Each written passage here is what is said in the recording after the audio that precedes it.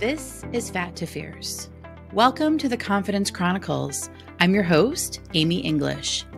Join me on this empowering adventure towards a healthier relationship with food, body, and self, one delicious bite at a time.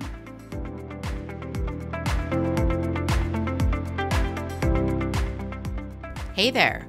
Welcome to episode number 25 already. This is going fast.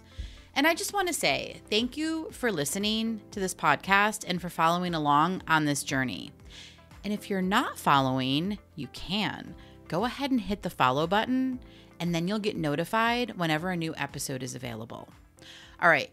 I hope you're having a good week so far. And as always, I'm really glad you're here. So I planned a totally different topic for this episode. But as I was getting ready this morning, like the morning of this recording, another idea popped in my head and I decided to run with it. The idea came to me the moment I stepped on the scale this morning. I like to call those little light bulb moments. All right, so let me back up just a bit before we dive into this topic. Okay, so as you may know, we got back from our trip about 2 weeks ago. And in the previous episode, so episode 24, I mentioned that I ate mindfully while we were away. I enjoyed all the foods that Ireland, London, and Buffalo had to offer, and then jumped right back to my normal way of eating. It was seamless. I was proud of myself. Then came the 4th of July. I'm not sure what happened, and really, it doesn't matter. But I had a moment. I decided to say, screw it. The very thing I talked about in last week's episode. Now, it wasn't my old pattern, but there were some similar characteristics. And when I say my old pattern, I mean it wasn't my old pattern of binge eating or even emotional eating. But there were some similar things, okay, that I noticed. I wanted a break.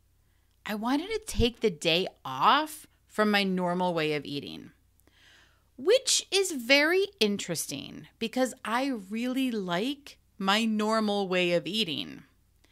And so this all started in the morning of July 4th when I was baking because I decided to make some cookies. I made some chocolate chip cookies because my teens were having friends over. And I also decided to make, this really delicious banana pudding dessert. It was so good. And then later in the day, so I had a few cookies. I tried the dessert. And then later in the day, my husband was making pizza for my son and his friend. And again, I decided to indulge. Now, I want to be clear here. There's nothing wrong with any of this, all right? I'm just stating the facts of the day. This is what happened. Now, as mentioned, I didn't binge. I didn't eat emotionally, but I did overeat to the point where I was slightly past full. Now, if you're not familiar with the hunger scale, it's a tool I teach my clients to know when they're hungry and when they're satisfied. So 0 is neutral, meaning you're not hungry or full. -2 is when you recognize you're hungry and it's time to eat. And +2 is when you're satisfied, not stuffed. It is a super powerful tool that helps you reconnect and listen to your body.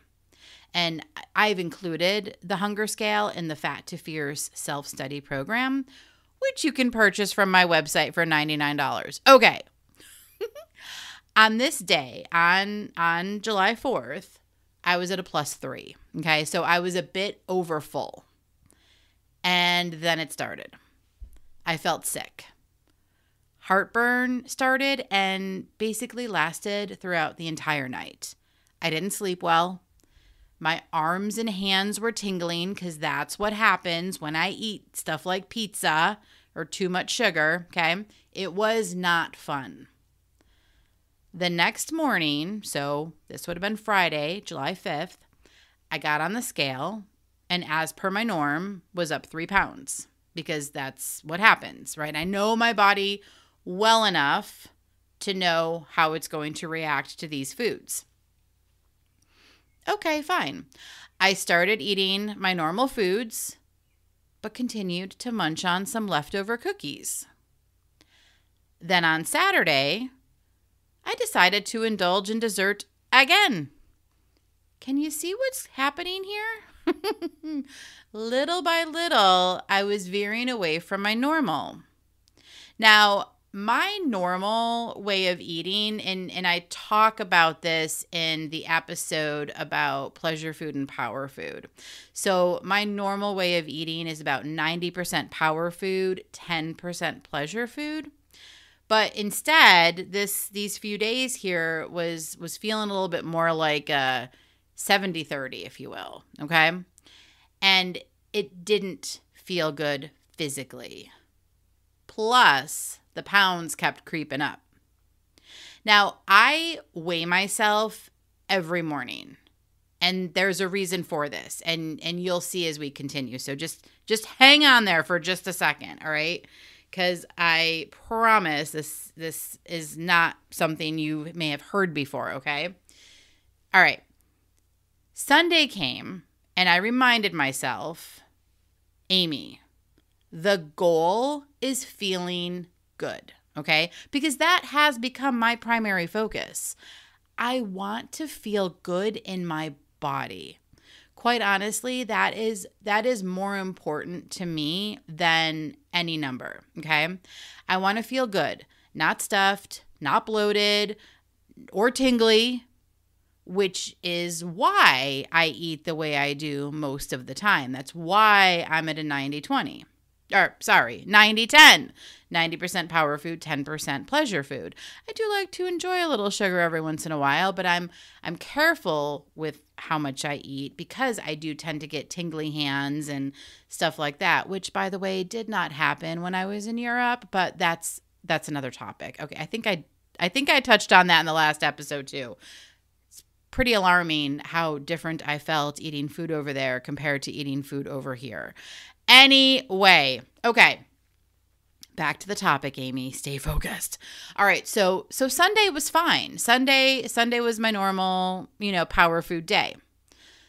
Then came Monday, and I suggested going for ice cream. Now, once I opened that door with my family, like there's no going back. So everybody was on board as I knew they would be. And it's interesting because it was almost like another screw it moment, right? And there were whispers. I could hear them. There were whispers of, you deserve this. It's okay. You've been so good on Sunday, right? This is everything I talked about in last week's episode. Fascinating, right? Okay, so you may be wondering, why the heck is Amy sharing this with us? Well, first, I want to peel back the curtain so you can see what goes on behind the scenes sometimes. Just because I teach this doesn't mean I don't slip sometimes. I'm a human with a history of serial dieting and emotional eating, okay? Hello. And I had an interesting thought while we were on vacation. It went like this. Recovering from serial dieting and emotional eating, okay, recovering from food and diet addiction could be similar to recovering from any addiction, meaning it doesn't fully go away. There's no magic moment when it's just completely gone. It's always with me, and it's up to me. I make the choice to keep moving forward or revert back to the old habits. Now, that thought gave me a sense of peace, and that's because there's not this end game I have to chase, okay? And the thought also felt very empowering because I could reflect on how I have transformed my old patterns and taken back my power with food and on my weight journey. I'm in charge. And that brings me to the other reason for sharing this today, to simply talk about how I have reduced the intensity and frequency of a slip or a spiral, whatever you want to call it. Because in the past, this would have looked much different.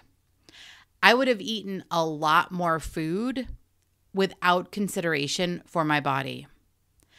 And it would have lasted for several more days, if not weeks, or maybe even months. I would have had a full-blown pity party, swimming in a sea of disappointment and embarrassment. I certainly wouldn't be here talking about it. I wouldn't be doing a podcast on it.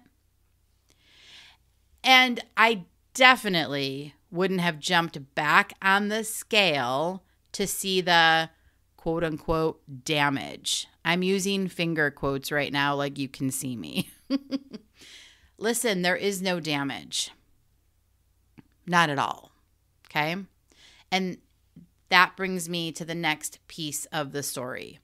How do we bounce back? When we have a slip, when we notice the spiral, how do we get back, I'm going to say it, on track, okay?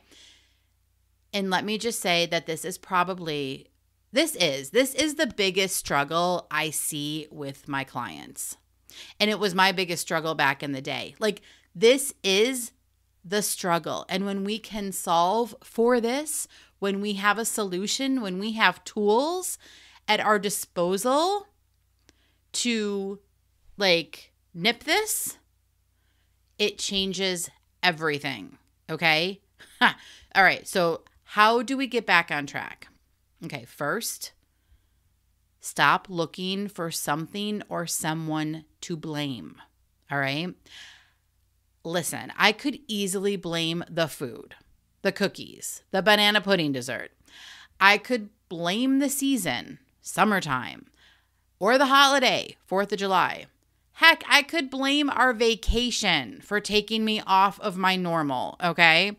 And of course, I can always blame myself for not being more committed. Again, finger quotes.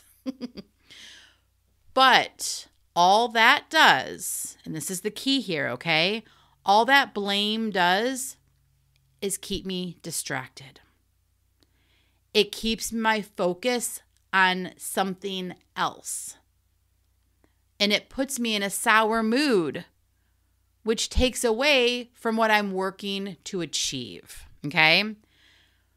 Blame is really just a waste of time and energy. And listen, I could also blame the scale and then refuse to get on it, right? Because put it away.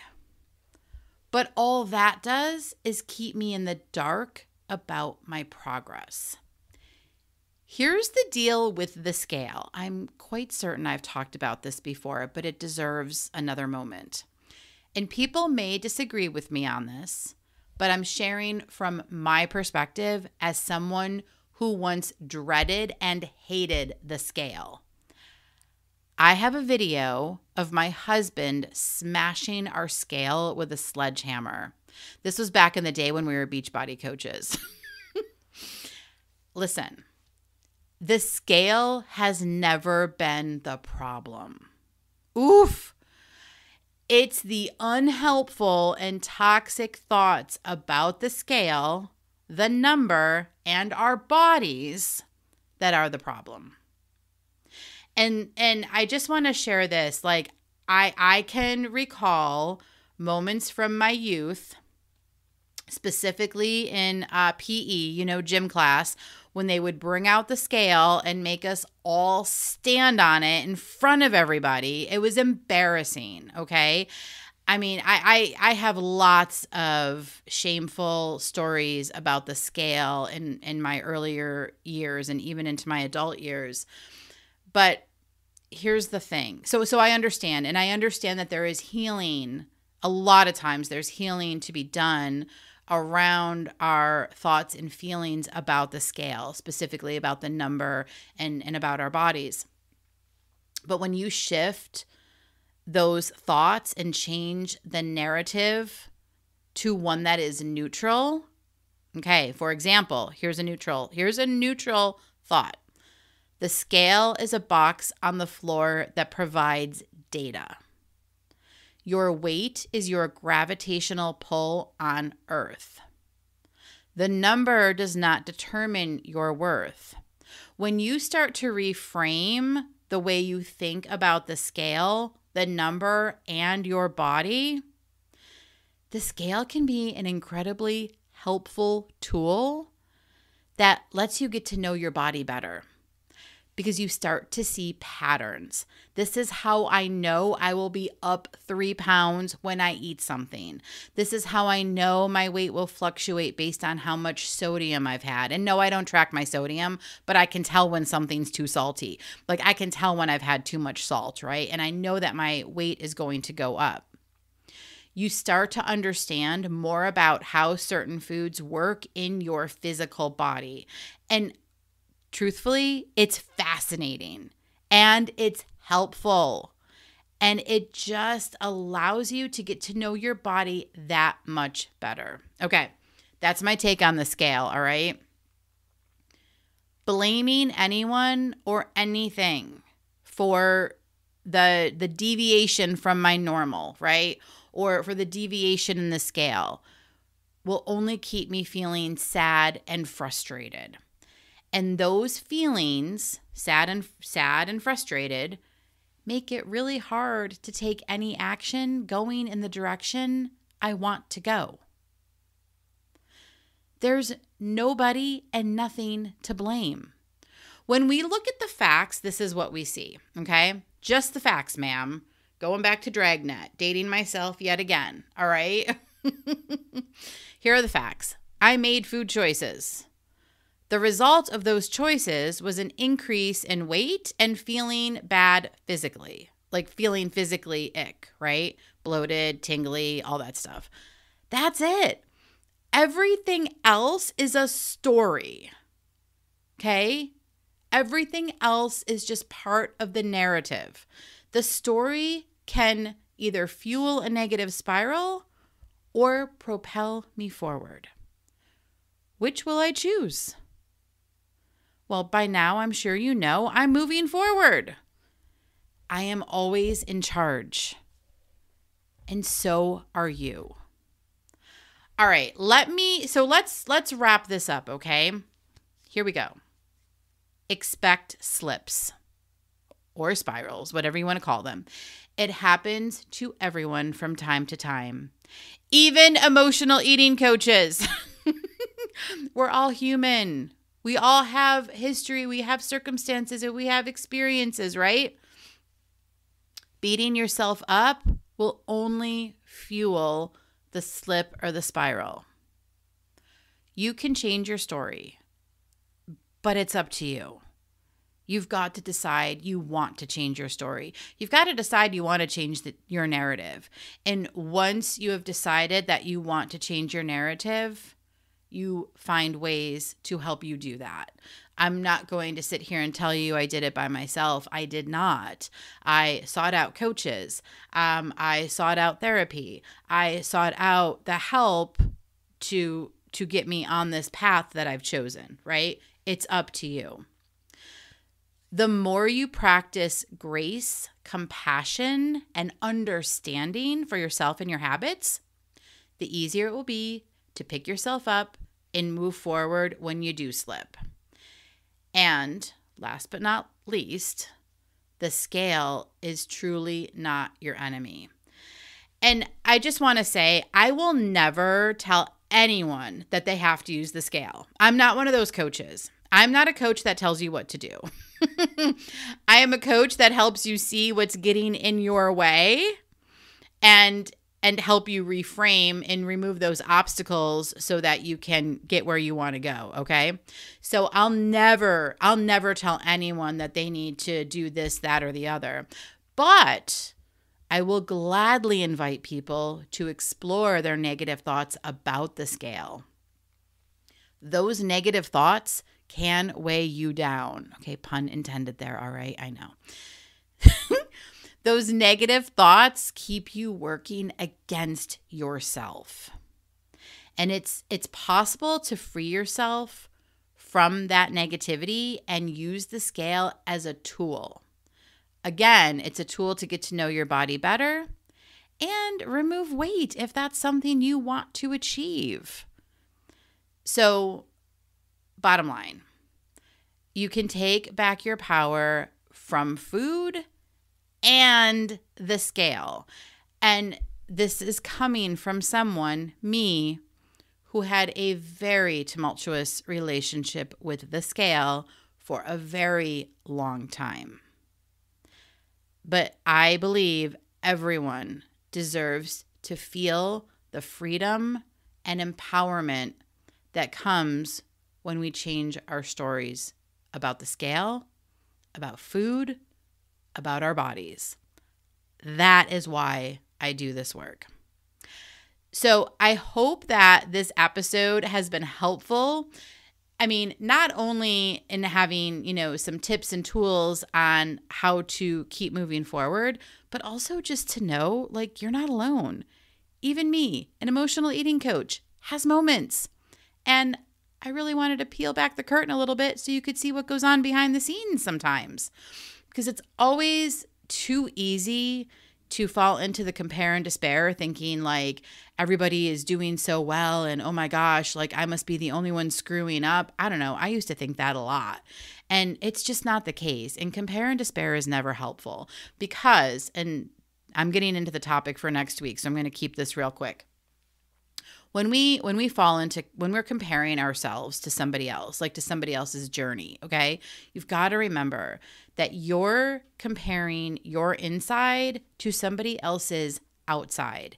It's not a fair comparison. It's not apples to apples, all right? It's like apples to oranges because you never know what's going on behind the scenes. People are typically only going to show the highlight reel, right? They're only going to show the positives. And listen, I get it, right? That's kind of what we do.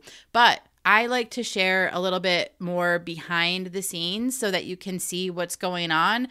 I don't know. To me, I enjoy seeing that and hearing that from people because it helps me realize I'm not alone. I can relate to it. And then I can know, you know what? Everyone makes mistakes. Everyone has slips from time to time. It's okay. I can keep moving forward. All right. I'm going to stop now because I could keep going for a long time. I love to talk. Listen, I hope you have a wonderful rest of the week and stay tuned for next week with a new episode. All right. Have a great day. Are you ready to take control of your eating, embrace your body, and boost your confidence? Then let's get fierce. Start your Fat to Fierce journey today. Go to amyenglishcc.com for more resources and to book your discovery call.